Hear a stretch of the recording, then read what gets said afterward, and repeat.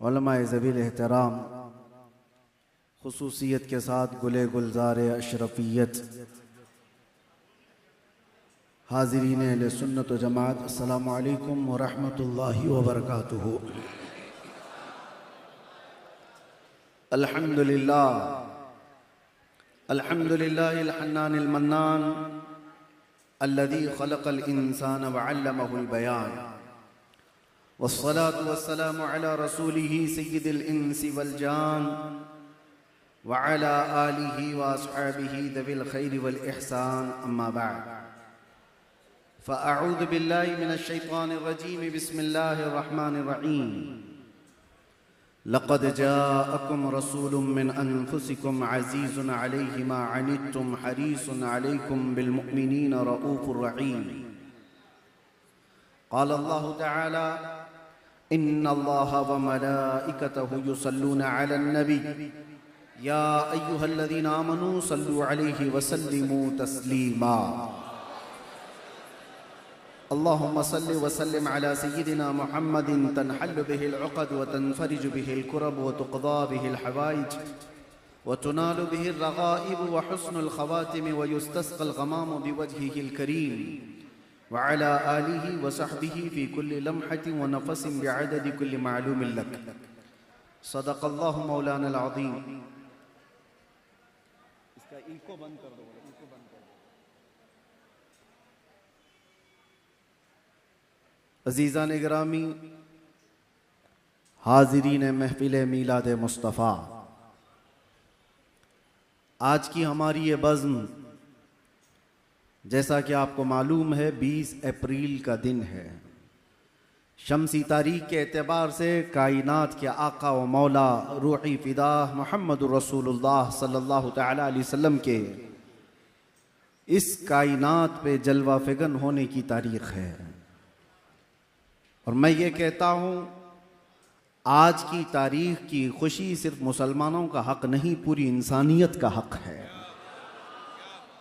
वो रसूल सिर्फ मुसलमानों के नहीं हैं, पूरी इंसानियत के लिए आए हुए हैं। इसीलिए कुरान ने ये नहीं कहा वमा अरसलनाका इल्ला रहमतल लिल मुमिनीन, बल्कि कुरान ये कहता है वमा अरसलनाका इल्ला रहमतल लिल आलमीन। महबूब, हमने आपको सारे जहानों के लिए रहमत बनाया है, सिर्फ मोमिनों के लिए नहीं। इसीलिए एक हिंदू शायर ने कहा था, और वहीं से हम शुरू कर रहे हैं, इश्क गर हो जाए तो चारा नहीं, इश्क गर हो जाए तो चारा नहीं, मोहम्मद पे सिर्फ मुसलमान का इजारा तो नहीं। मेरे अजीज़ों, अकल रखने वाले और समझ रखने वाले समझते हैं कि वो रसूल पूरी कायनात को एक इनकलाबी ज़िंदगी देने के लिए आए थे। इसीलिए गौर व फिक्र से मेरे आका की सीरत पढ़ने वाले यूं कहते हैं, सुबह तैबा में हुई बटता है बाड़ा नूर का, सदका लेने नूर का आया है तारा नूर का, आई नई हुकूमत सिक्का नया चलेगा, आलम में रंग बदला सुबह शबे विलादत। जिसने बहुत करीब से मेरे आका को देखा वो कहता है कि पूरी कायनात में अगर रंग बदला है तो वो मीलाद मुस्तफ़ा की बरकत से बदला है।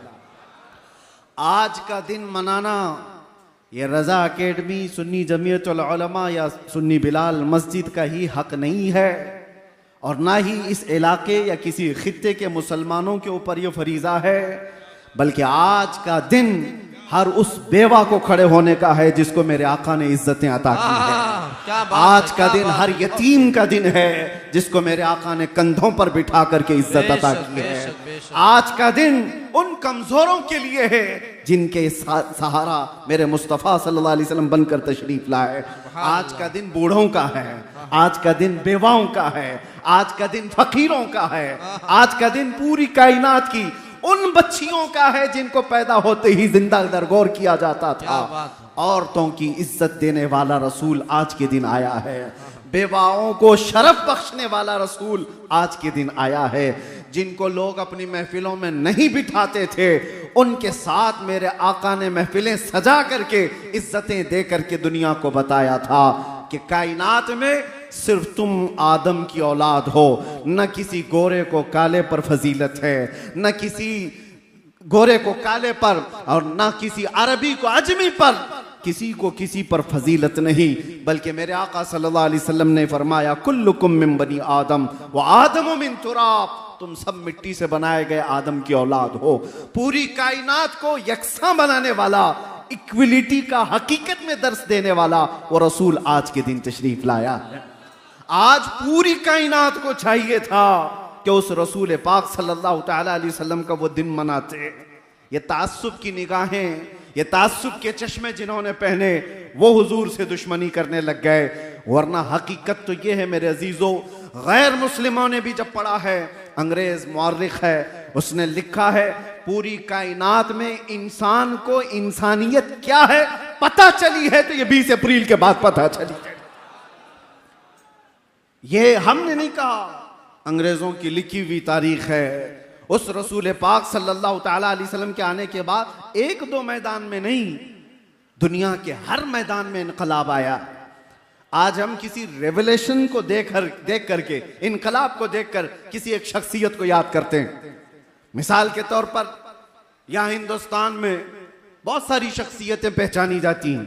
तहरीक आज़ादी को लेकर के जिन शख्सियतों को हम याद करते हैं, उनका मैदान है आज़ादी की तहरीक चलाना, हिंदुस्तान को अंग्रेजों से आज़ाद कराना। उनकी शख्सियतें मशहूर हैं, सब जानते हैं। वो हिंदुओं में भी है, मुसलमानों में भी है, क्रिश्चियनों में भी है। तो वो तहरीक आज़ादी उनका एक मैदान था, उसके वो इनकलाबी थे। कुछ वो लोग हैं जो जिहालत से निकाल करके इल्म के मैदान में एक इनकलाब लाने की कोशिश करते रहे। कुछ वो हैं जो बादशाहत को खत्म करके डेमोक्रेसी को लाना चाहते थे, जमहूरियत को, वो उनकी इनकलाबी शख्सियत है। कुछ वो हैं जो कम्युनिज्म को लाए। दुनिया का एक एक मैदान है जिसमें उन्होंने इनकलाब लाया। ये सिर्फ कायनात में तने तनहा मोहम्मदुर रसूलुल्लाह की जात है जो पैदा होने से लेकर कब्र में जाने तक इंसान की हर जरूरत में इनकलाब लाकर दिखाया। जब मेरे आका मदीने में तशरीफ लाए थे तो सिर्फ 6 लोगों को लिखना आता था, सिर्फ 6 लोग कलम पकड़ना जानते थे। 10 साल के बाद जब मेरे आका दुनिया से तशरीफ ले जा रहे थे तो 80,000 लोगों को लिखना आ चुका था। इल्म का इनकलाब इस दुनिया में इससे बड़ा कौन लाया है? मेरे अजीजों, एक सहाबी हैं, इनकलाब की बात आई है तो कहते या रसूल अल्लाह सल्लल्लाहु तआला अलैहि वसल्लम, ज़माने जाहिलियत की हमारी 2 चीज़ें ऐसी हैं जिसको याद करके हमें हंसी भी आती है और रोना भी आता है। कुछ बातें ऐसी हैं जिनको याद कर हम हंसते हैं, कुछ बातें ऐसी हैं जिनको याद कर हम रोते हैं। उस सहाबी ने जब ये कहा, मेरे आका सल्लल्लाहु तआला अलैहि वसल्लम पूछते हैं कौन सी बातें जिस पर तुम रोते हो और जिस पर तुम हंसते हो? वो सहाबी कहते हैं हंसने की बात तो ये है कि हमें अक्ल और शऊर नहीं, हमको किसने पैदा किया, हमारा राज़िक कौन है, हमारा खालिक कौन है, इसका शऊर नहीं था। तो हमने अफवाहों पर यकीन करते हुए अपने अपने खुदा बना लिए थे। आटे के खुदा बनाते थे और आटे का खुदा बनाकर सफर में भी लेकर के चलते थे। तवज्जो चाहता हूं।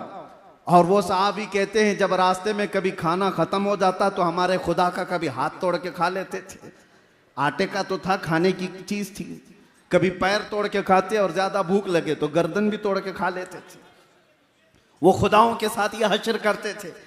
वो सहाबी कहते हैं आज जब हमें ये बात याद आती है तो हंसी आती है कि हम जिसकी इबादत करते हैं उसी को तोड़ के खाते भी थे।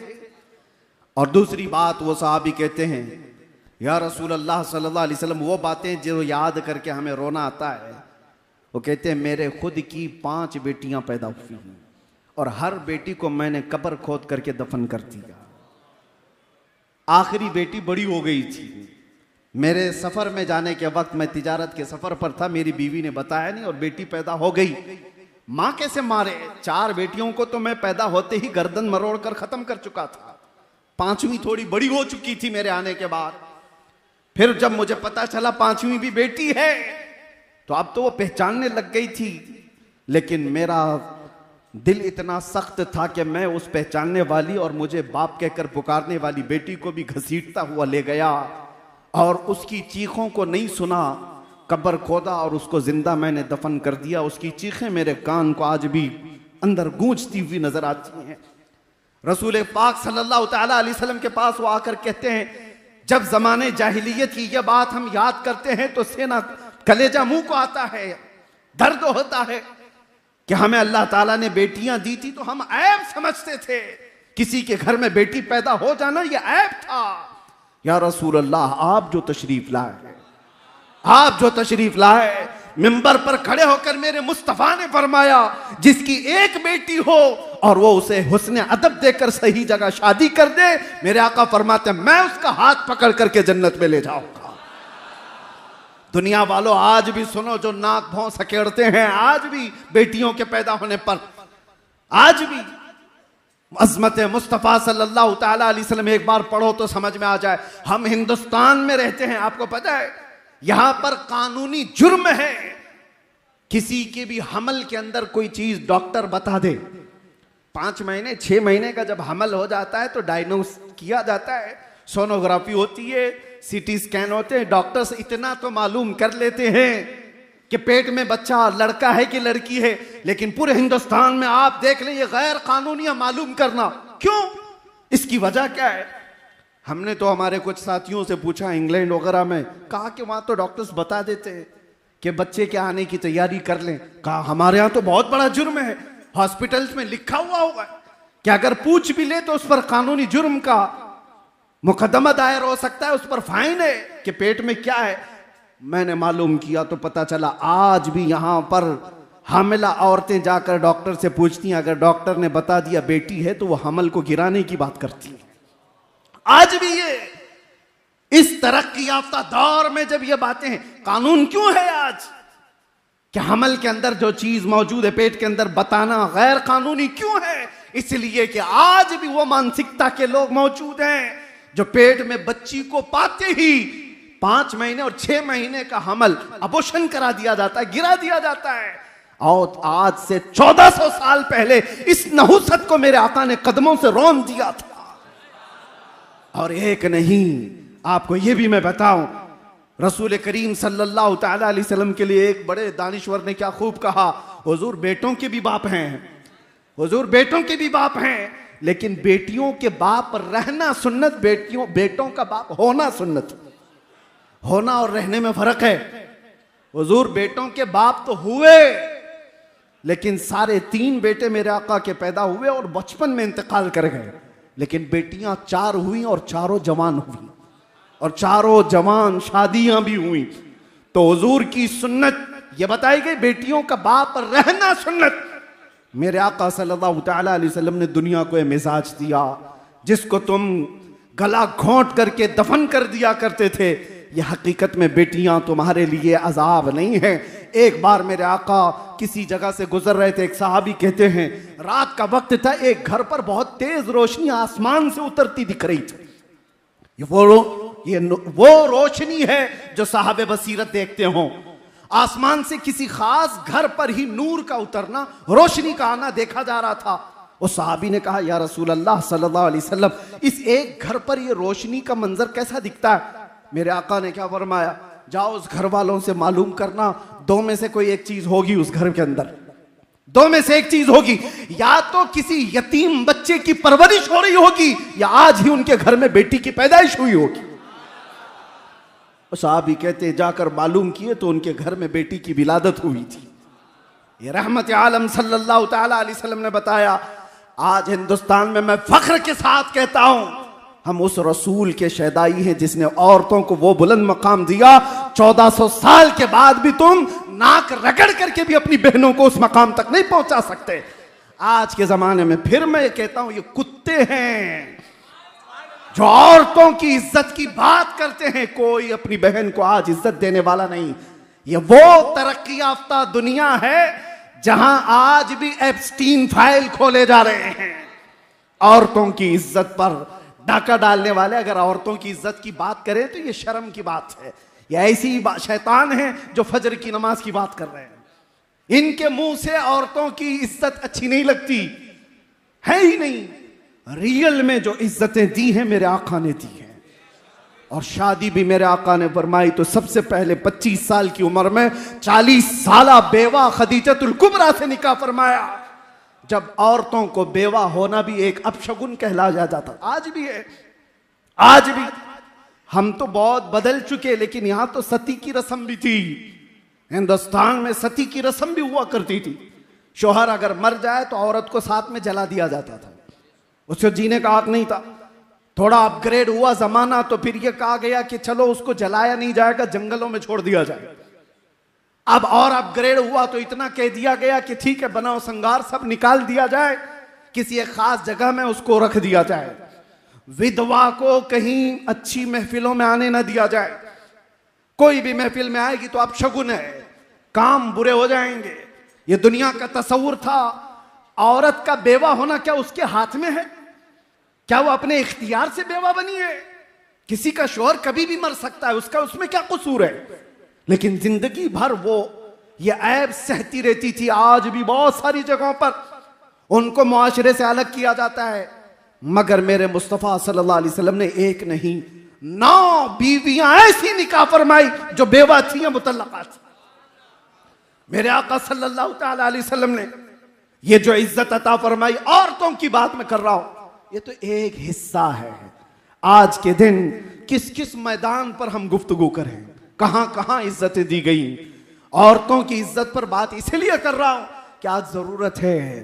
हमारा वो दीन नहीं जहां पर 12 साल की बच्ची को बलात्कार करने वाला भी हुकूमत के तख्त पर बैठ करके मजे ले रहा हो, वो दीन नहीं है।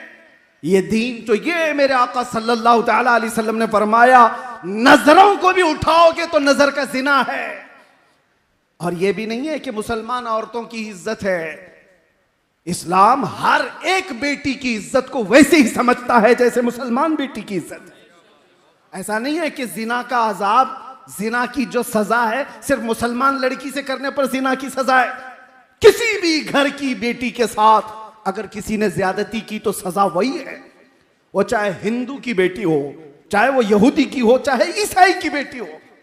ये इस्लाम ही है जो सारी बेटियों को एक सम्मान देता। यहां पर तफरीक नहीं है, इज्जतों की बात आए और मुसावात का दर्स देने वाला वो रसूल आज के दिन तशरीफ लाया है। औरतों को तो चाहिए था कि आज के दिन मेरे आका सल्लल्लाहु ताला अलैहि वसल्लम की अजमत के नारे लगाती। ये वो औरतें हैं जो आज भी 5 जेवर सब औरतों के यहां अक्सर पाए जाते हैं ना, देखे होंगे आप, गले में नेकलेस, दोनों हाथों में चूड़ियां, दोनों पैरों में पायल, तकरीबन सब औरतें पहनती हैं। तारीख आप पढ़ करके देखो, यूनान की उस वक्त की पॉश हुकूमतें भी और पहले के दौर की हुकूमतें भी ये मीटिंग करती थी औरत को इंसान समझा जाए कि नहीं समझा जाए। और उस दौर में बाज लोगों ने कहा कि ठीक है ये इंसान है, लेकिन इसको साथ में अगर कहीं ले जाना है बाजार में तो 5 जंजीरें पहनाकर, एक गले में, 2 हाथों में और 2 पैरों में 5 जंजीरें डाल करके औरत को बाजार ले जाया जाता था। औरत की यह हैसियत थी। मेरे मुस्तफा सल्लल्लाहु अलैहि वसल्लम ने इन जंजीरों को तोड़ा और उन जंजीरों को औरतों की जेवर बना दिया गया है। शक्ल तो बाकी है लेकिन जंजीर नहीं है। औरतों को इज्जत इस कायनात पर जिसने दिया है वो मेरे मुस्तफा ने अता किया है, रसूल करम सल्लल्लाहु ताला अलैहि वसल्लम ने अता किया है। अजीजा ने गिराम वखार, आज इसलिए भी मैं बात कर रहा हूं कि 2 चीजें बहुत बड़ी सख्त हैं दुनिया में, औरत और दौलत। इस पर कंट्रोल अक्सर लोग खो जाते हैं, यहीं से तो गुमराही आती है। इन 2 चीजों की लिमिटेशन मेरे आका ने जो तय की है वो कितनी बेहतरीन है। मदीने की एक यहूदी औरत है, चिट्ठी लिखती है अबू बकर सिद्दीक रज़ियल्लाहु ताला अन्हु जब खलीफा वक्त हैं, कहा कि मैं मदीना छोड़कर यमन जाना चाहती हूँ मेरे खानदान के पास, मुझे यहाँ सेफ नहीं लगता, सब मुसलमान हैं, मैं जाना चाहती हूँ। सिद्दीक अकबर ने उसका रास्ता नहीं रोका, कहा कि ठीक है जा सकती है, लेकिन तन्हा औरत है, कौन जाए इसके साथ। 2 जवान सहाबा को साथ में कर दिया कि यमन तक इस खातून को पहुंचा कर क्या हो। अब वो औरत और डर गई। मुसलमानों के बारे में जो एक परसेप्शन है, एक बना बनाया हुआ है, प्रोपेगेंडा है कि औरतों को देखेंगे तो ये पागल हो जाएंगे, कुछ भी कर लेंगे। दुनिया ने इस तरह से बना रखा है, हकीकत में खुद गंदे हैं। 2 जवान सहाबा को उस औरत के साथ कर दिया गया। औरत को ऊंट पर बिठाया गया है, कजावा सजा है। दोनों जवान चलते हुए जा रहे, यमन तक जाना है मदीने से। जहां जहां चौकियां आती, चेकिंग पॉइंट आते, ये दोनों नौजवान बात करते, खलीफा अव्वल सिद्दीक अकबर की मेहमान है, यमन जा रही है। ऊपर नहीं देखा जाता, रास्ते खोल दिए जाते। कई दिन की मसाफत के बाद जब यमन पहुंचते हैं तो वो खातून कहती है, कई दिन का सफर कर लिया मदीने से यमन तक। वो औरत कहती है, मैं खुदा को शाहिद बनाकर कहती हूं, एक बार भी इन दोनों नौजवानों में से किसी ने मेरी तरफ आंख उठाकर नहीं देखा नहीं। जब मैं उतरती, जब मैं चढ़ती, जब मेरी हाजतें होती तो ये नौजवान अपना चेहरा फेर लेते, एक बार भी इन्होंने देखा नहीं। यमन पहुंच करके वो अपने खानदान को जमा करती है और कहती है, मैं तो ये सोच रही थी मदीना अब सेफ नहीं है, मैं अपने खानदान के पास आ जाऊं, लेकिन ऐलान करती हूं, ऐ मेरे खानदान वालों, मैं भी वापस मदीने जा रही हूं, तुम भी वापस मदीने आ जाओ। औरतों की इज्जत अगर कहीं महफूज है तो वो दामन मुस्तफा में महफूज है।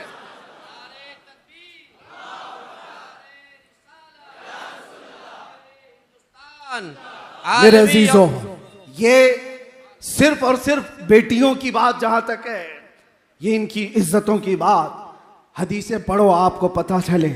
बेटी होने पर मेरे आका ने शफाअत की बात फरमाई। बहन हो तो फरमाया उसकी गायबाना भाई के हक में दुआएं ऐसी कबूल होती हैं जैसे काबे के पास कबूल होती है। माँ हो तो उसके कदमों में जन्नत है। बीवी हो तो एक लुकमा उसे खिलाया तो सदके का सवाब।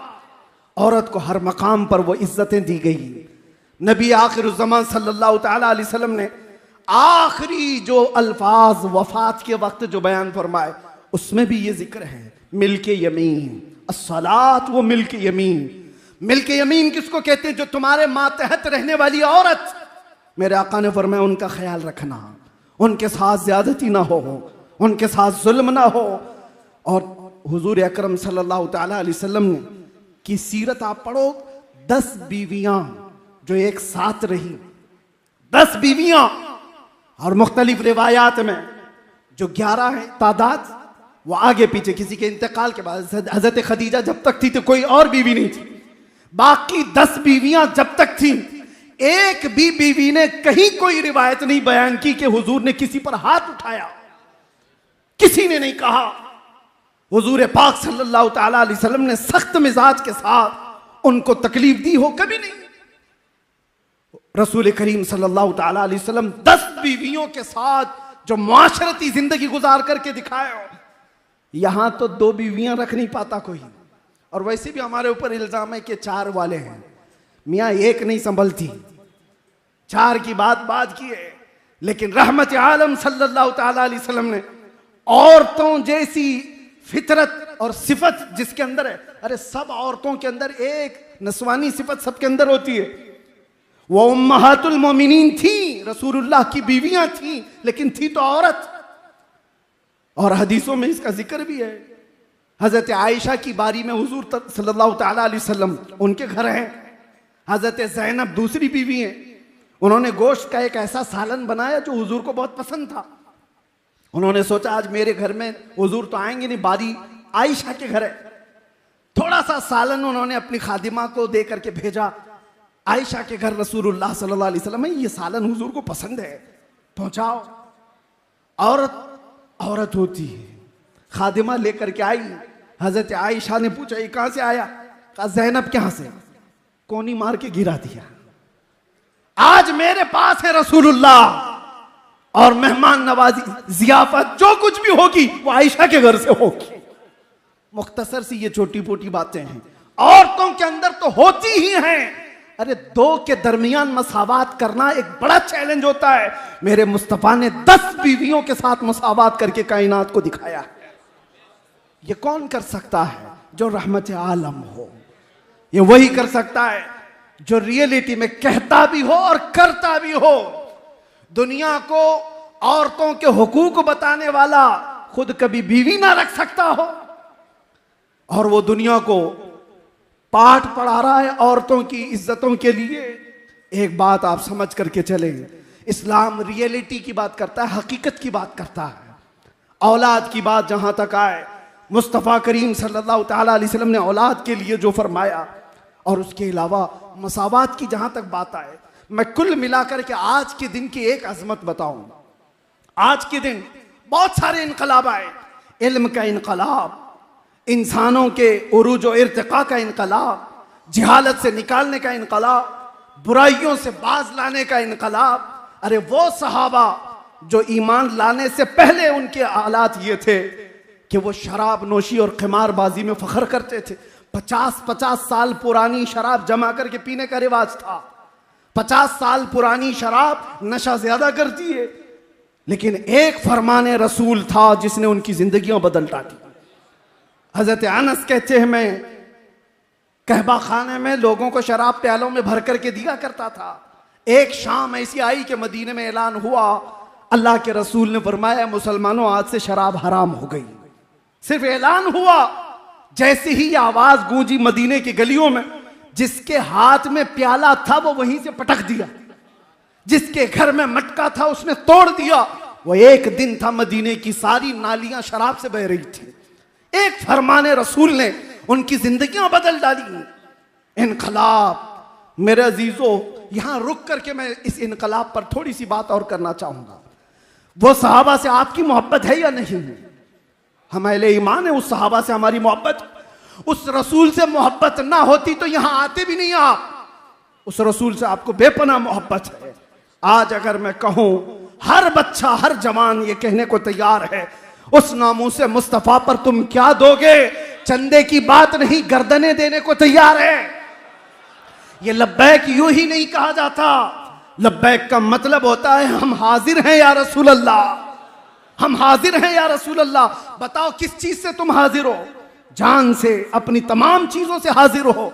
लेकिन एक बात मैं पूछना चाहता हूं, जो कौम अपने नबी से इतनी मोहब्बत करती हो, जान देने के लिए तैयार है, हुजूर पर मर मिटने को तैयार है, हर सितम हर मुसीबत गवारा करने को तैयार है, उस कौम के अंदर अगर नशा आम हो चुका है तो ये बहुत बड़ी फिक्र की बात है।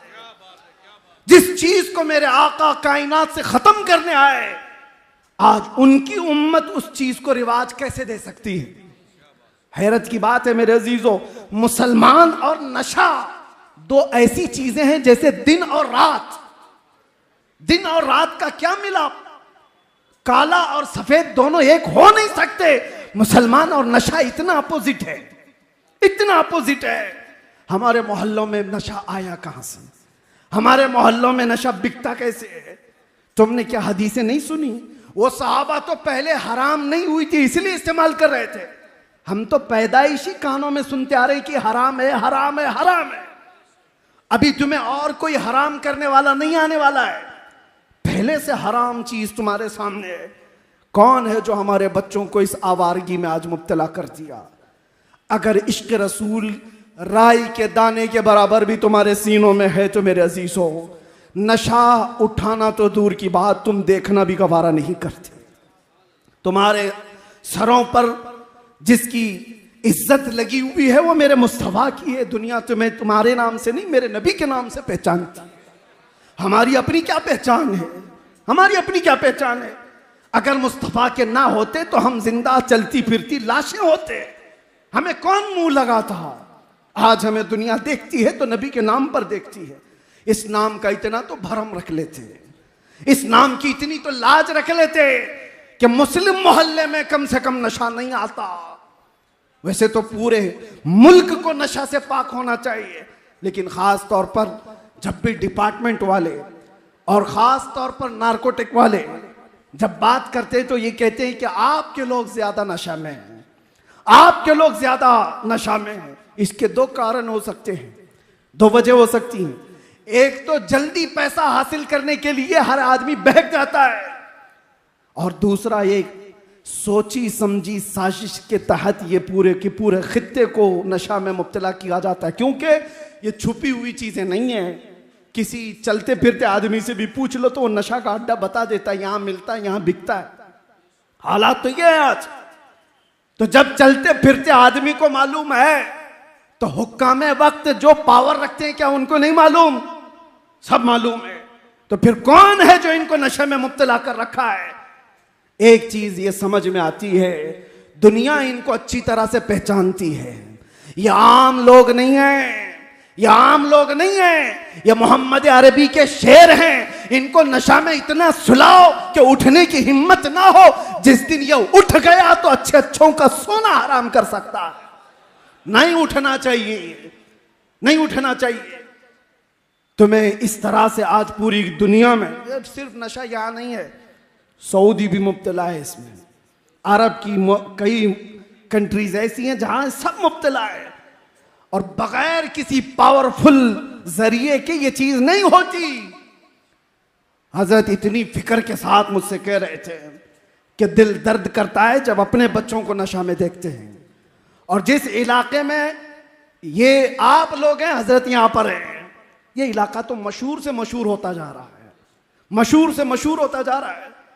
अजीजा ने गिरा में वक़ार, अगर मुस्तफ़ा करीम सल्लल्लाहु अलैहि वसल्लम से राई के दाने के बराबर भी मोहब्बत रखते हो, बाज आ जाओ आज के दिन।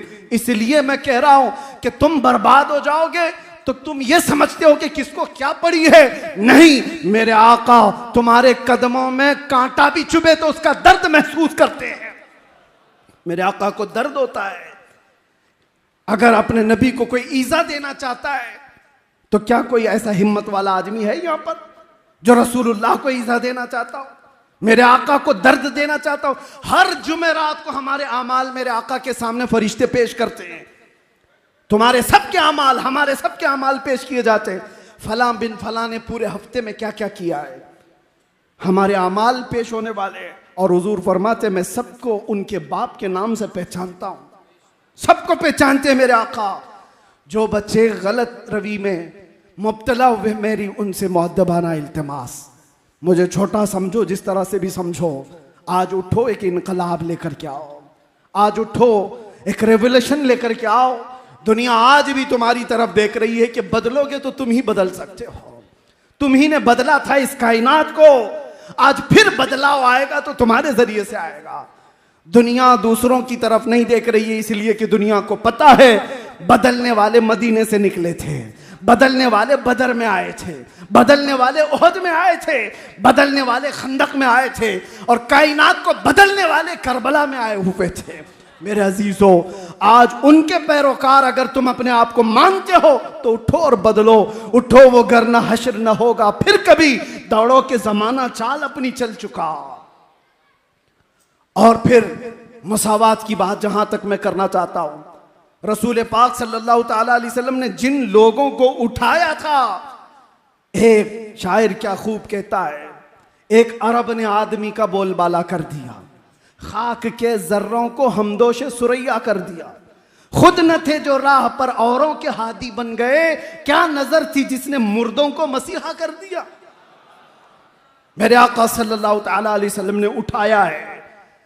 आज के दिन की जो सबसे बड़ी बात मैं कह रहा था वो ये, 20 अप्रैल को वो रसूल तशरीफ लाया है जिसने इंसानों को उनकी हकीकत से आशना कराया है।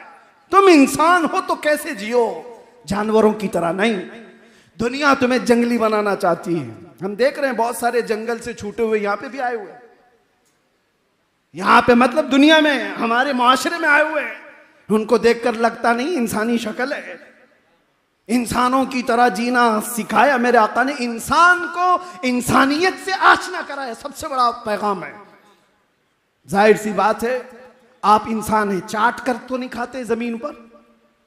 आपके सामने चावल डाल दिया जाए, दाल डाल दिया जाए और कहा जाए चाट के खाओ, आप कहेंगे मैं बकरी कुत्ता थोड़ी ना हूं, मुझे प्लेट में दो, हाथ उठा करके खाऊंगा।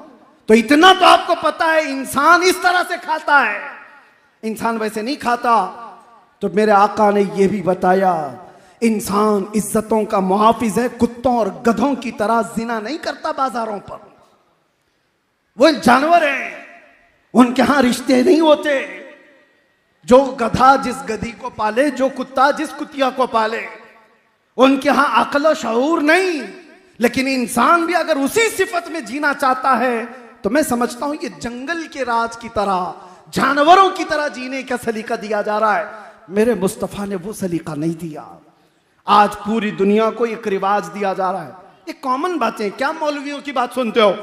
आओ नंगे हो जाओ, आओ नंगे हो जाओ बाजारों में, तुम भी नंगे हम भी नंगे। आप क्या समझते हैं?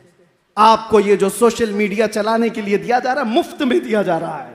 कभी आपने सोचा फेसबुक, व्हाट्सएप, इंस्टा और न जाने कितने ऐसे, ये स्नैपचैट, ये जो सोशल साइट्स है, एक दूसरे को चैट करने के लिए सबसे रीढ़ की हड्डी माने जाते हैं। इसका कोई सब्सक्रिप्शन चार्ज नहीं, 1 रुपया भी नहीं लिया जाता, 1 रुपया भी नहीं। अरे अगर कोई एजुकेशन लेना है, आपको कोई कोर्स करना है, इंटरनेट में भी बहुत सारे एप्लीकेशन ऐसे हैं जो वो चार्ज लेते हैं सब्सक्रिप्शन का, मंथली आपको फीस देना पड़ता है। वहां पर तो फीस देना। ये चैटिंग के जितने ऐप हैं क्यों खुले आम मुफ्त दिए जाते हैं? आप हर चीज एक दूसरे से शेयर करो, नंगी तस्वीरें भी भेजो, नंगी तस्वीरें देखते भी रहो। मेरे अजीजों, ये माइंड प्रोग्रामिंग है। मेरे आका सल्लल्लाहु अलैहि वसल्लम ने 1400 साल पहले फरमाया था, एक दौर आएगा जब तुम देखोगे कि इंसान रास्तों पर ऐसे जिना करेंगे जैसे कुत्ते और गधे जोड़ा खाते हैं। और सुनो, सबसे ताज्जुब की बात, मैं हदीस पढ़ रहा था, रोंगटे कांपने लगे। मैं सच बता रहा हूं, हुजूर फरमाते हैं उस जमाने का सबसे शरीफ आदमी कौन होगा पता है? सबसे शरीफ आदमी, हुजूर फरमाते हैं उस आखिरी जमाने में सबसे शरीफ आदमी वो होगा जो जिना करते हुए देख के सिर्फ इतना कहेगा, भाई साहब थोड़ा पीछे चले जाओ। इतना कहेगा वो कि दीवार पीछे चले जाओ भाई, उसको सबसे शरीफ आदमी समझा जाएगा। ये मेरे आका ने आखिरी जमाने की अलामतें बताई। ये दुनिया वो मिजाज दे चुकी है। आज कोई मौलवी बोले इन नौजवानों को तो सब उस पे बरस पड़ेंगे। कौन से जमाने के मौलाना हो आप? क्या लड़कियों से बात करना कोई ऐब की बात है? एक नहीं, हम 70 लड़कियों से रोज बात करते हैं, रोज छोड़ते हैं। दुनिया ने तुम्हें इसकी आदत डलवा दी। ये इतना नॉर्मल कर दिया गया, कॉमन कर दिया गया कि किसी की इज्जतें कुछ नहीं होती। और फिर मैं कहता हूं, तुम अपनी बहनों की इज्जत की फिक्र क्यों करते हो जब दूसरों की बहनों पर रात की तारीकी में डाके डालते हो? क्यों अपनी बहनों की इज्जत की फिक्र? बल्कि वो दौर भी आ जाएगा जहां से दुनिया शुरू हुई थी। मेरे अजीजों, अब वो दौर भी तुम देखोगे कि बहनों को खुद ही लोग बाजारों में ला देंगे। बाप अपनी बेटियों को खुद लेकर के आएगा बाजार में। हमने मिस्र में देखा है, आज से तकरीबन 17 साल हो गए मैं आकर के भी। उस वक्त जब अभी सोशल मीडिया का दौर नहीं था, दरियाए नील पर नाचती हुई लड़कियां, ताज्जुब होता कि उधर से गाड़ी गुजर जाए तो आंखें बंद कर लें। लेकिन किसी साथी ने कहा कि ये तवाइफें नहीं है, ये नाचने वालियां नहीं है, ये फैमिली के साथ आई हुई लड़कियां हैं, उनके माँ बाप सामने बैठे हुए हैं। हैरत होती है, बाप लेकर के आता है। और ये किसी मैं अरे गैर मुल्क की बात नहीं कर रहा, मुसलमान मुल्क की बात कर रहा हूं। हमने बगदाद में, इराक में भी ये सारे हरकतें होती हुई देखी हैं। क्या अब जमाना नंगा हो जाएगा? और इस तरह से तुम्हें आज मशहूर कर दिया गया कि तुम नेकियों को सुनना भी नहीं चाहते। आज कोई भी मौलाना कहे तो उसको फौरन बंद कर दो। अरे इसका मत सुनो। कोई चुटकुले सुनाने वाला हो, शादियों की बात करने वाला, औरतों की बात करने वाला, उसको वायरल करो, खूब सुनो उसको। मजेदार मुफ्ती है, मजेदार मौलवी है। लेकिन तुम्हें जिना से अगर कोई रोके, तुम्हारी आंखों की पाबंदी की बात करे, पुराने ख्यालात वाला आदमी है। अजीजा ने गिरामी, आपसे मैं ये कहता हूं, तुम जिस इस्लाम की बात करते हो वो इस्लाम नहीं है। ये मेरे आका का इस्लाम तो ये था, मेरे आका का इस्लाम तो ये था कि नबी पाक सल्लल्लाहु ताला अलैहि वसल्लम के सहाबा जिस मुआशरे में रहते बरसों हो जाते, उन्होंने भाभियों को नहीं देखा था। बरसों हो जाते, अपने सगे भाई की औरत को नहीं देखा। और आज हम जिस इस्लाम की बात कर रहे हैं, अभी अगर नारा लगाओ कोई भी इस्लाम जिंदाबाद, तो देखो छत गूंजने लग जाए, दीवारें गूंजने लग जाए। इस्लाम जिंदाबाद क्या मस्जिद में जिंदाबाद? तुम्हारी शादियों की महलों में क्या हो गया इस्लाम को? कहां है इस्लाम? तुम्हारी बीवियों पर इस्लाम जिंदाबाद नहीं? तुम्हारी बेटियों पर इस्लाम जिंदाबाद नहीं? तुम्हारी माओ पर इस्लाम जिंदाबाद नहीं। हम किसी शादी में जाने से अब घबराने लग गए, डरने लग गए। अक्सर ऐसा होता है, हम अपनी शक्ल शबाहत देखते, या ये उलमा भी होते होंगे, मियाँ हमको पर्दा करके जाना पड़ता है, बाकी पर्दे वाली तो सब खुले होती हैं। मर्दों को, उलमा को पर्दे में लेके जाया जाता है क्योंकि यह सब नंगी है। वो बात करती है फातिमा तो ज़हरा की, दिल पर चोट लगती है। मेरे आका की वो दुख्तरे नेक अख्तर लगते जिगर, जिसका जनाजा भी किसी ने नहीं देखा, उससे निस्बत जोड़ने की बात करती है हमारी बहनें आज। और हद तो ये है, उस रसूलुल्लाह की बेटी के पर्दे का हाल ये है, हदीस मुबारक है, क़यामत के दिन लोग तो नंगे उठाए जाएंगे, लेकिन उस महशर के मैदान में भी एक आवाज आ रही होगी फरिश्तों की तरफ से, या अहले महशर गद्दू अबसारकुम फइन्न फातिमा बिन्त मोहम्मद तमर्रु इलल जन्ना। ऐ महशर वाले, अपनी आंखें नीची कर लो, मोहम्मद की बेटी फातिमा जन्नत की तरफ जा रही है। उस दिन भी ऐलान होगा। और हमारी औरतें हों, उनसे निस्बत जोड़ने की बात करती हैं। ये बेहयाई का दौर। आज इस इनकलाबी दिन पर मेरा ये पैगाम है, मेरे आका सल्लल्लाहु अलैहि वसल्लम ने जिस नुक्ते पे हमें छोड़ा था, आओ उस नुक्ते पर। मेरे आका करीम सल्लल्लाहु तआला अलैहि वसल्लम दुनिया से जाने से पहले एक मर्तबा ऐसा हुआ कि रोए मेरे आका ने। हुजूर से सैयदना अबू बकर सिद्दीक ने पूछा, या रसूल अल्लाह सल्लल्लाहु अलैहि वसल्लम, गम किस बात का? मेरे आका फरमाते हैं, अभी मेरे पास दुनिया आई थी, उसने कहा मेरा मालो मता ले लो, मैंने ठुकरा दिया। दुनिया ने कहा मेरा हुस्न जमाल कबूल कर लो या रसूल अल्लाह, एक से एक लड़कियां आपकी खिदमत में होंगी। हुजूर फरमाते मैंने ठुकरा दिया, मुझे तेरे हुस्न जमाल की भी हाजत नहीं, तेरे दौलत और माल की भी नहीं। तो दुनिया मुझे ये कह कर के गई, या रसूल अल्लाह, आज आपने मुझे ठुकराया, लेकिन आपके बाद आपकी उम्मत ऐसा नहीं कर सकेगी, वो मुझे ले लेगी, मेरे हुस्न और जमाल में मसरूफ हो जाएगी, मेरे दौलत और माल में गर्क हो जाएगी। हुजूर फरमाते दुनिया की इस बात ने मुझे रुला दिया, दुनिया की इस बात ने मुझे रोने पर मजबूर किया। मेरे आका सल्लल्लाहु तआला अलैहि वसल्लम को अगर गम था तो इसी दौर का था ये, जब उम्मत मेरे आका की तरफ देख भी नहीं रही। आज साल में एक मर्तबा क्या हम जलसा करके उस नबी रहमत का हक अदा कर सकते हैं? उस कायनात के आका और मौला की खिदमात का हक अदा कर सकते हैं? जिंदगी भर सज्जा शुक्र अदा करने के बाद भी मेरे मुस्तफा के निकले हुए आंसू के कतरे का भी हक पूरी उम्मत नहीं अदा कर सकती, पूरी उम्मत नहीं अदा कर सकती। जो न भूला हम गरीबों को रजा, याद उसकी अपनी आदत कीजिए। आज मेरा पैगाम सिर्फ ये, मैं दर्द दिल के साथ कहता हूं, दुनिया तुम्हें देख रही है और मेरे नबी के नाम से देख रही है, और आज तुम यहां पर कहते हो मुझे देख करके मैं जो चीखता चिल्लाता हूं, मेरे ऊपर बड़ी पाबंदियां जो कुछ भी लगाने की कोशिशें की जा रही, इसलिए कि जज्बात का मुकर्रिर बना, इसलिए सिर्फ कि लोग हुजूर की शान रिसालत में भौंकने लग गए। और मैं कभी इसके दर पर्दा सोचता हूं, आखिर ये कुत्ते भौंकने तक आए क्यों? इनको यहां तक का रास्ता दिया किसने?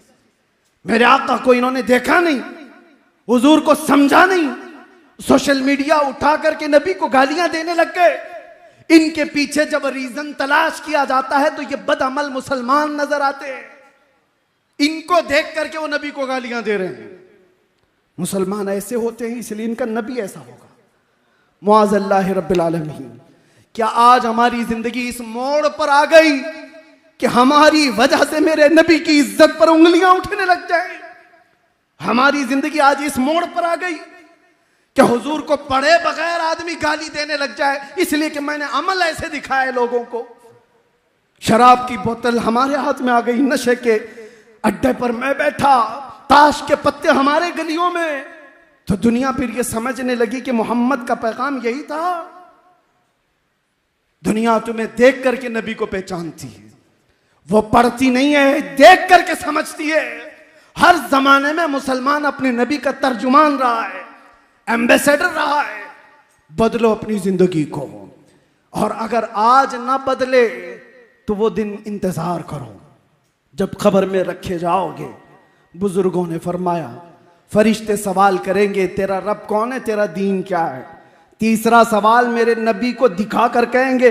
अक्सर अइम्मा ने कहा कि रसूलुल्लाह कब्र में आएंगे, कब्र में तशरीफ लाएंगे, तुम्हारा यकीन है या नहीं?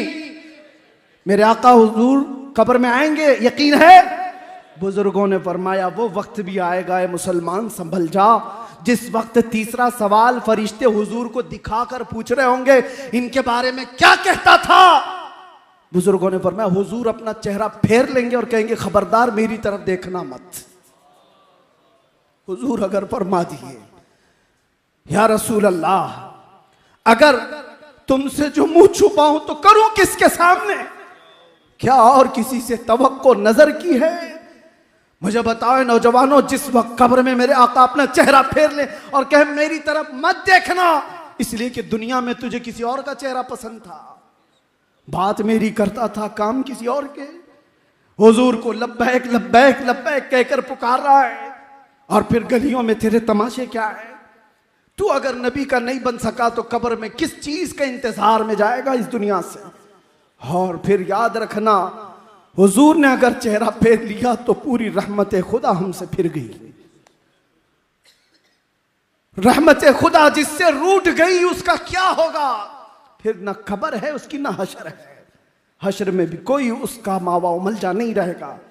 इसीलिए मुझे बार बार घूम फिर करके उसी बात पर आना पड़ता है। बरेली के इमाम ने हमारे दिलों पर उंगली रख करके कहा था आज ले उनकी पनाह, आज मदद मांग उनसे, कल ना मानेंगे कयामत में अगर मान गया। वहां तो सब मानेंगे, सब मानेंगे। आज ले उनकी पनाह और आज मदद मांग उनसे। और रसूल रहमत सल्लल्लाहु ताला अलैहि वसल्लम है जो गिरतों को उठाने के लिए आए हुए थे। दुनिया को एक आज का पैगाम मैं ये भी देना चाहता हूं। ऊंच नीच की बात करने वाले, कास्टिज्म की बात करने वाले, हमारे यहां कोई कास्टिज्म नहीं है। बिरादरियां बनी होंगी ये पहचान के लिए, और कुरान में अल्लाह ताला ने फरमाया वजअलनाकुम शुउबन व क़बाइल लितआरफू, तुम आपस में एक दूसरे को पहचान सको इसलिए तुम्हारे अंदर कबीले बने, खानदान बने। ये नहीं कि तू नीच है मैं ऊंच हूं, ये नहीं है कि तू अंसारी है ये मंसूरी है और ये पठान है और ये खान है, इसका इससे नहीं हो सकता, उसका इससे नहीं हो सकता। कबीले इसलिए नहीं बने, एक दूसरे के तारुफ के लिए बने, एक दूसरे की पहचान के लिए बने। अब सुनो, मैं हदीस रसूल बताता हूं। दुनिया आज तक ये फर्क नहीं मिटा पाई। हमारे यहां भी आज कल को देखना जनगणना होगी तो उसमें भी कास्ट पूछी जाएगी। कास्ट को बरकरार रखना है। क्यों एक इंसान नहीं हो सकता कोई? सारे इंसान पैदा होने का तरीका एक ही है, मां और बाप से, लेकिन इनको इस तरह कास्ट में बदल कर रख दिया जाता है। आज जो हमें मसावात का दर्स देना चाहते हैं, मैंने गुजरात की सरजमीन पर कई लोगों के दुख सुने। ऐसे नहीं जो मुजरिम हैं, ऐसे लोग जो डिपार्टमेंट में आला ऑफिसर हैं, पढ़ लिख करके वो ओहदे पर आ गए, लेकिन वो कहते हैं हमारी बिरादरी छोटी है तो हमें आज भी गांव का मुखिया खटिया पे भी बैठने नहीं देता, चाहे मेरे स्टार लगे हुए। ये हालात बना दिए गए।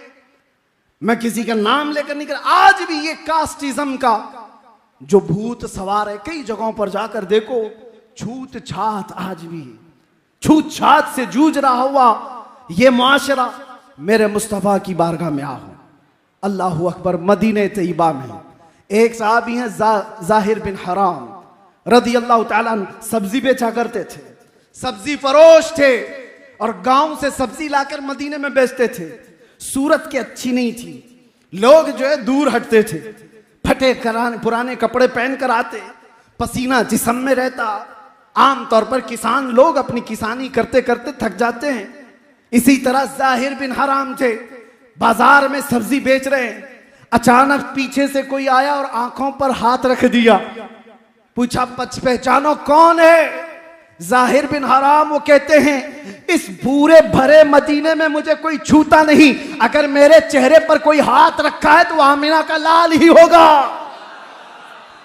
बगैर किसी ताखीर के कहा ये मोहम्मद रसूलुल्लाह के हाथ हैं, और फिर अपने जिस्म को हुजूर के जिस्म से टच करने लग गए, लगाने लग गए। ऐसा नहीं कि मेरे आका हटने लग गए, हुजूर ने भी अपना जिस्म उनको लगा दिया। और उसके बाद हुजूर ने ऐसे ही मदीने की गलियों में, बाजार में जहां ये खड़े थे, ऐलान किया, कौन है जो मेरे गुलाम को खरीदेगा? जाहिर बिन हराम कहते, या रसूल अल्लाह, मुझ जैसे बदसूरत को कौन खरीदेगा?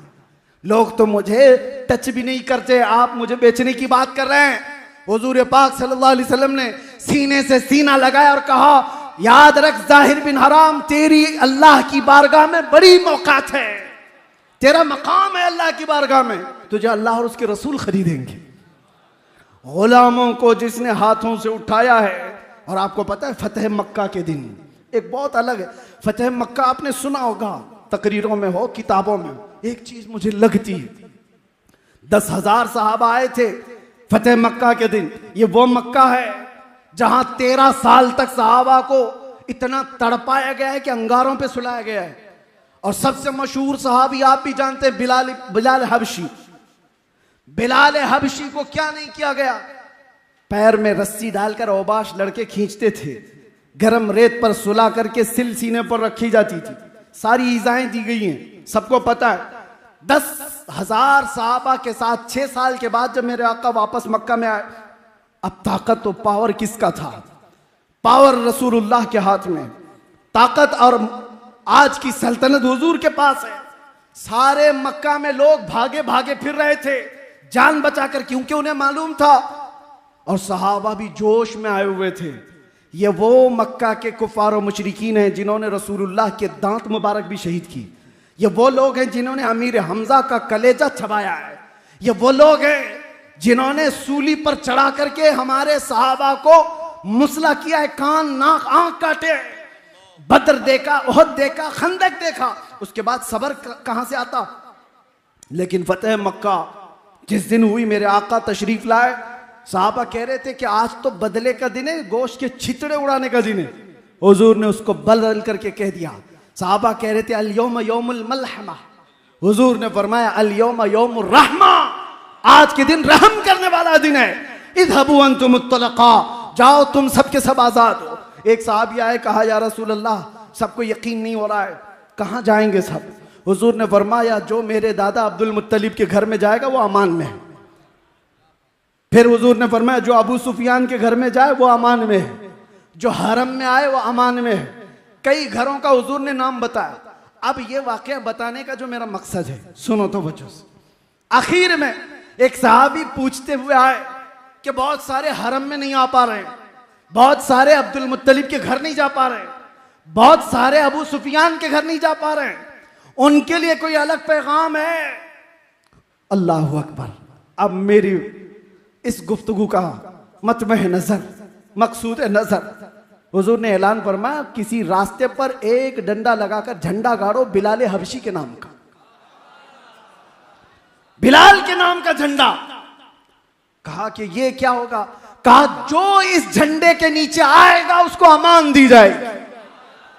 अरे वहां सिद्दीक अकबर भी थे, फारूक आजम भी थे, उस्मान गनी, हैदर कर्रार, बड़े अजिल्ला साहबा हैं। लेकिन फतेह मक्का के दिन एक झंडा बिलाल हबशी के नाम का लगाया गया और कहा गया आ जाओ, इसके नीचे जो आएगा वो अमान। दुनिया को मेरे आका ने बताया जिसको तुम पैरों में डाल करके खींचते थे रस्सियां, जिसको सीने पर सिल रख करके इजाएं देते थे, आज तुम्हें अगर अपनी जान बचानी है तो उसके झंडे के नीचे आना होगा। और तुमने जिसको गुलाम गुलाम गुलाम कहा था, आज वो तुम्हारी जानों का मुहाफिज झंडा लेकर खड़ा है। गुलामी से मेरे आका ने नजात दी थी। ये इसीलिए मैंने शुरू में कहा खाक के जर्रों को जिसने हमदोश सुरैया कर दिया।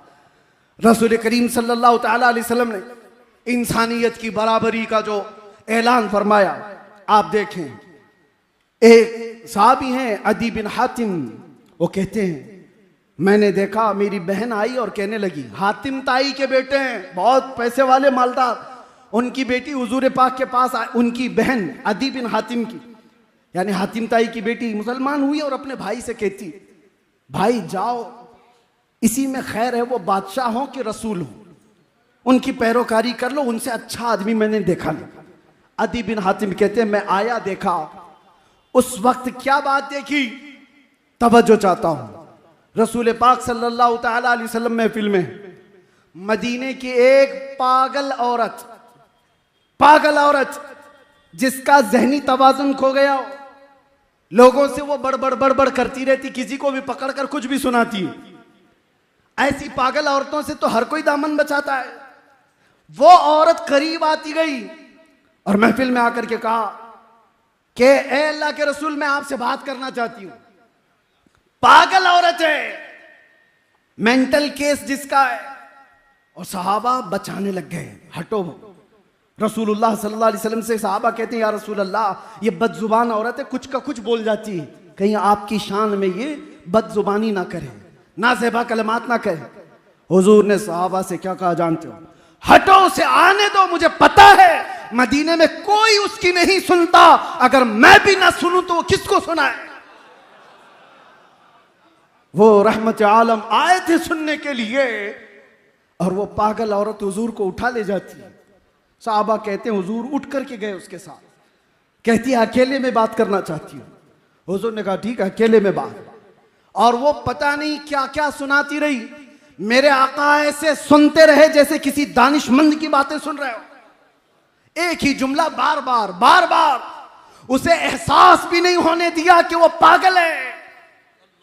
ये मेरे आका की अदाएं थी जिसको कुरान ने कहा लक़द जाअकुम रसूलुम मिन अनफुसिकुम, तुम में वो रसूल आया है अज़ीज़ुन अलैहि मा अनित्तुम, तुम्हारा तकलीफ में पड़ना उस रसूल को देखा नहीं जाता, गवारा नहीं।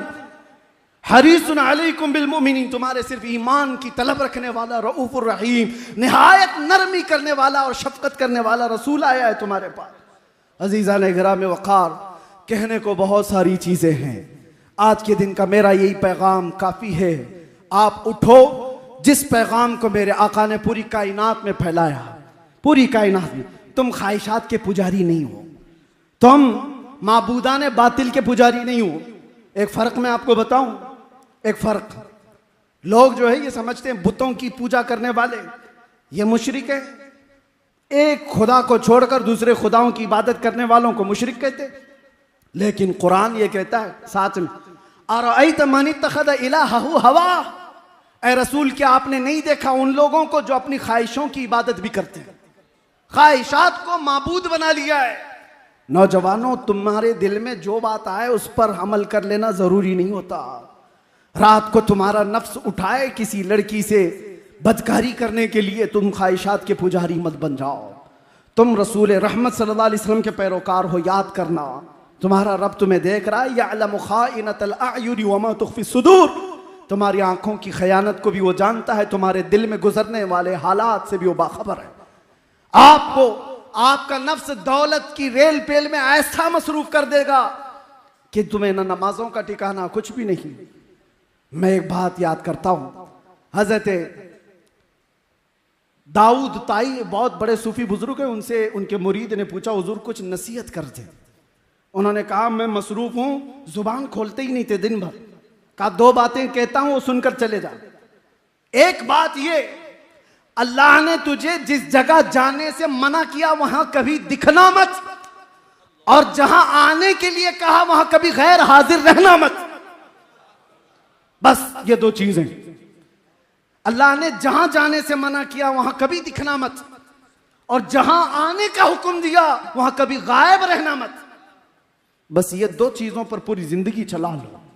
आज आपके लिए भी ये पैगाम है, तुम अपने चेहरे के साथ वहां कभी ना दिखो जहां मेरे रसूल को पसंद नहीं, वहां कभी ना दिखो जहां रसूल रहमत सल्लल्लाहु तआला अलैहि वसल्लम की इज्जत पर उंगली उठ सकती है, और वहां हर दम दिखो जहां मेरे नबी की आंखों की ठंडक है। हर दम नजर आओ जहां मेरे आका को पसंद है। आज हमने वर्ल्ड दुरूद डे के तौर पर इसका ऐलान किया है। रजा अकेडमी की जानिब से ये जो मुहिम छेड़ी गई थी, आपको मैं बताऊं, पिछले साल से लेकर जो मैं अपने जानिब से, हमारे भी सोशल मीडिया के जरिए से जो ये मुहिम छेड़ी गई थी, हर कोई बंदा दुरूद पढ़े मेरे आका की बारगाह में पेश करेंगे। और हमने 1200 करोड़ मरतबा दुरूद पढ़ने का आज़म किया था, 1200 करोड़ मरतबा, और उसके लिए सारी टीम लगी हुई थी। अल्लाह अकबर, मैं उस वक्त दंग रह गया। उम्मत मेरे मुस्तफ़ा से कितनी मोहब्बत करती है कि मीलाद मुस्तफ़ा से पहले ही हमारे पास 1,17,000 करोड़ मर्तबा के दुरूद आए। मामूली चीज नहीं है, मामूली चीज नहीं है। 1,17,000 करोड़ दुरूद। इससे फिर दिल में यह बात आती है, उम्मत गुनहगार हुई है, गद्दार नहीं है। आज भी इनके दिलों में वो शमा रोशन है, बस थोड़े से इस दिए को तेज होने की जरूरत है, इसकी लौ को थोड़ी सी भड़कने की जरूरत है। लेकिन होश के साथ मेरे आका सल्लल्लाहु ताला अलैहि वसल्लम की मोहब्बत का नशा जिसके सर चढ़ता है, फिर मेरे अजीजों वो नशा के नुक्कड़ पे नजर नहीं आता। वो नशा है जो धतूरा है, वो नशा है जो अफयूम, चरस, गांजा, कोकीन, अफयूम तुम्हें तुम्हारी इंसानियत से भी बेखबर कर देगा। वहां तो बंदा माँ और बीवी के बीच में फर्क नहीं कर पाता। उस नशेड़ी को देखो आप जो जमीन और आसमान को फर्क नहीं कर पाता। जमीन नीचे ऊपर दिखती है उसे, आसमान नीचे दिखता है। लेकिन इश्क मोहम्मदी में जो सरशार होता है, अरे वो कायनात का इमाम होता है। उसकी जुबान से निकलने वाले अल्फाज, हम चरसियों को भी देखते हैं, अगर मैदान में या रास्ते पे पड़े हुए कुछ बकरे हैं तो लोग उनको देखते नहीं, सुनते नहीं, गुजर जाते हैं, ये चरस के नशे में बकरा है, पता नहीं क्या बोल रहा है। लेकिन इश्क मोहम्मदी में जब कोई बोलता है, ये नशा तो ऐसा है कि सारे कानों को उस बरेली की तरफ फेर देता है और पुकार पुकार कर नशे इश्क मोहम्मदी में सरशार इमाम इश्क मोहब्बत यूं कहता है, सरवर कहूं कि मालिक मौला कहूं तुझे, बाग़े खलील का गुले ज़ैबा कहूं तुझे, अल्लाह रे तेरे जिस्म मुनव्वर की ताबिशें, ऐ जाने जा मैं जाने तजल्ला कहूं तुझे। उसकी आंखों में कोई और जलवा दिखता ही नहीं, जो दिखता है वो सिर्फ अपने महबूब का जलवा दिखता है। मैं तुम्हें दावत देता हूं, वो नशा तो कर लो एक बार कि जहां नजर उठाओ ये कहने पर आमादा हो जाओ, सर ताब कदम है तने सुल्तान ज़मन फूल, लब फूल, दहन फूल, सकन फूल, बदन फूल, वल्लाह जो मिल जाए मेरे गुल का पसीना, मांगे न कभी इत्र न फिर चाहे दुल्हन फूल। क्या बात रजा उस चमनिस्तान करम की, जहरा है कली जिसमें हुसैन और हसन फूल। और जब लुटाने की बात आए तो एक नशेड़ी को भी हमने देखा, वो माँ के गले से चैन खींच करके अपना नशा तैयार करता है, वो बहन को चाकू मार करके भी पैसे चुराता है। लेकिन इश्क मोहम्मदी में जो सरशार होता है, अल्लाह अल्लाह, वो क्या कुछ नहीं लूटा था। अरे यूं कहता है, या रसूल अल्लाह क्या पेश करूं आपके लिए, जमीनो जमा तुम्हारे लिए, मकीनो मकान तुम्हारे लिए, चुनीनो चुना तुम्हारे लिए, बने तो जहां तुम्हारे लिए। आका सिर्फ इतना ही नहीं, दहन में जुबान तुम्हारे लिए, बदन में है जान तुम्हारे लिए, हम आए यहां तुम्हारे लिए, उठे भी वहां। वो इश्क मोहम्मदी में सरशार किसी को मानता ही नहीं। वो कहता है तो सिर्फ यही कहता है, इसालत कुल, इमारत कुल, इमामत कुल, विलायत कुल, सियादत कुल, खुदा के यहाँ तुम्हारे लिए। ये ताजो कमर, ये शम्सो कमर, ये बागो शजर, ये बरगो शजर, ये तैगो सिपर, ये ताजो कमर, ये हुक्म रवां तुम्हारे लिए। जिना में चमन, चमन में समन, समन में फबन, फबन में दुल्हन, सजाए मिहन पे ऐसे या मनो अमा तुम्हारे लिए। आका मैं ही क्या आपकी सना में कलीमो नजी मसीहो सफ़ी, खलीलो रजी अतीक़ो वसी, गनी वो अली, सना की जुबान तुम्हारे लिए। और आखिर में ये कहता है, ये दुनिया का ही मामला नहीं है, आखिरत में भी जाओ मेरे महबूब का ही जलवा दिखेगा। सिर्फ और सिर्फ एक ही जलवा दिखेगा जिसकी मोहब्बत में बरेली का इमाम सरशार था। कहता है कयामत के दिन सारी मखलूक ये देखती रहेगी, खलीलो नजी मसीहो सफ़ी, सभी से कहीं कहीं न बनी, खलीलो नजी मसीहो सफ़ी, सभी से कहीं कहीं न बनी। ये बेखबरी की खल्क फिरी कहां से कहां तुम्हारे लिए। या रसूल अल्लाह आखिर में दुआ सिर्फ इतनी है, सबा वो चले कि बाग फले, वो फूल खिले के दिन हो भले, लिवा के तले सना में खुले, रजा की जुबान तुम्हारे लिए, लिवा के तले सना में खुले, हम सब की जुबान लब्बैक या रसूल अल्लाह।